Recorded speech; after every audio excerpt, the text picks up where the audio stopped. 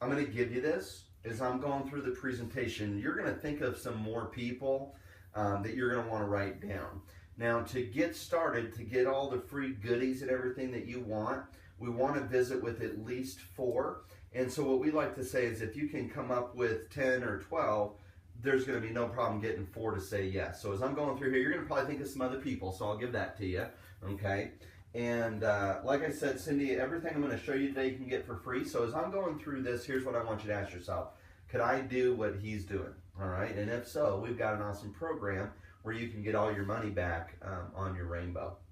And if you can read and flip pages, Cindy, you can do what we do, right? It's pretty easy. So before we talk about the rainbow, Cindy, I like to just talk briefly about the need for a clean environment. And the reason is that the rainbow was actually designed, Cindy, around the need for clean air. So I'm going to ask you a few silly questions, but we'll have some fun as we go along. On a basic level, would you agree that we need 3 things to live? Food, water, and air. Yes. Okay. And every day we actually breathe, Cindy, several hundred cubic feet of air. Would you agree that pure air is just as important to our bodies as food and water? Yes. Now, Cindy, you know in the morning or the afternoon when the light comes through the window at the right angle, you see that stuff floating in the rays of the sun? Mm-hmm.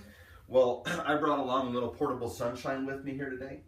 And if you take a look right below this lamp right here, can you see all that stuff floating around? Mm-hmm. And do you know what the best way to get rid of all that is? Dust? Just turn the light off. Just kidding. It's still there, right? But sometimes the things, Cindy, that we can't see are the things that end up hurting us. And on occasion, we all get headaches, maybe an irritated eyes, cough, sore throat, runny nose, congestion. Do you think, Cindy, some of the stuff that's up here in the air could be responsible for those types of symptoms? Oh, yeah. Now, when you hear the 2 words air pollution, do you usually think of indoors or outside? Outside. Most of us do, right? Right. Car fumes, greenhouse gases, that kind of stuff. But where do you go when you want a breath of fresh air? Outside. Yeah. And the EPA is telling us that the air quality indoors is actually 5 to 100 times more polluted in here than the worst air out there. And the reason is we actually seal up our homes to conserve energy, and we seal a lot of that in. Dr. Zam is one of our leading American allergists, and what he says right here is he says some physicians are now viewing house dust as an occupational hazard for the homemaker. One, house cleaning does, Cindy, stir up an enormous quantity of dust. And we do spend a good majority of our lives indoors breathing all that stuff. Now, it's not just dust, unfortunately. What kind of things do you think could be floating around up here in the air? You can cheat if you'd like. Pet dander for sure. Okay, you guys have some pets in the home. Okay. And? Mold spores, pollen. Pollen, yeah. Moss, the bugs. Yeah, dead bugs, right? Ashes to ashes, dust to Dust. Right, exactly.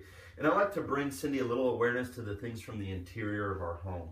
Things like paint, plastic, rubber, nylon, wood, fiberglass, dangerous gases that come from glues that hold our floors and our furniture together, radon, which is very prevalent, unfortunately, here in Colorado, which causes lung cancer.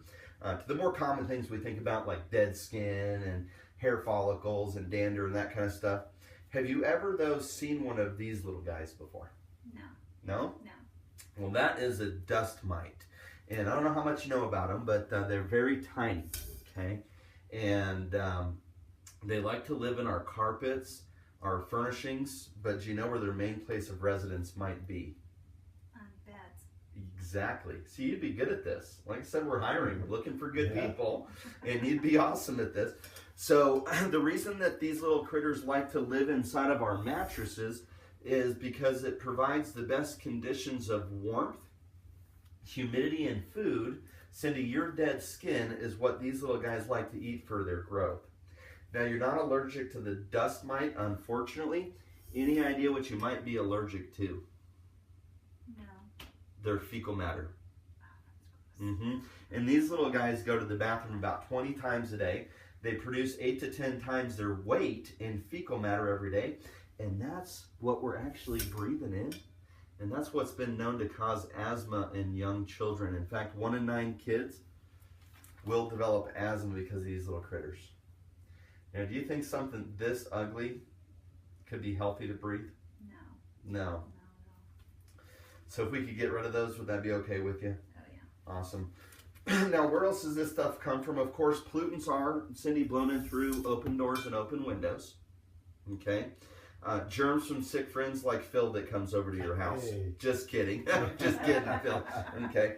Pets, they don't care what they walk in or roll in, right? And they bring in all sorts of nasty critters from bugs and insects, maybe even something that they've killed. You ever see a fly on your windowsill and maybe 2 weeks later he's gone? Right? So we talked about all those bugs and stuff that end up dying, and of course we're breathing them in. And let me ask you a silly question. Would you ever, Cindy, walk into a dirty public restroom without wearing your shoes? No. No way, right? But here's what's crazy that we do. We walk out in the streets all day long with our shoes on, and because we're wearing shoes, we walk in all sorts of things we'd never walk in, right? We go into dirty public restrooms where there's urine and all sorts of nasty stuff, right? People clear their throat out in the street. They don't put it in their front pocket. Animals don't wear diapers. We step in that stuff too. You got gasoline, oil, antifreeze. You got the herbicides and the pesticides and the fertilizers. But we walk in the filth of society, Cindy, and then we come into our homes. And the carpets and rugs act like a nice little brush or a towel, and they clean the filth of society off our shoes down onto the floor. Now, it'd be okay if it stayed down there, but the problem is we get up, we start moving around. Cindy, the kids start playing or the dogs start running, and we tend to stir all that stuff that you brought in from society right up here into the air. Now, if we could reduce that condition, Cindy, in your home, would that be something you could appreciate? Yeah. Oh, yeah. Awesome.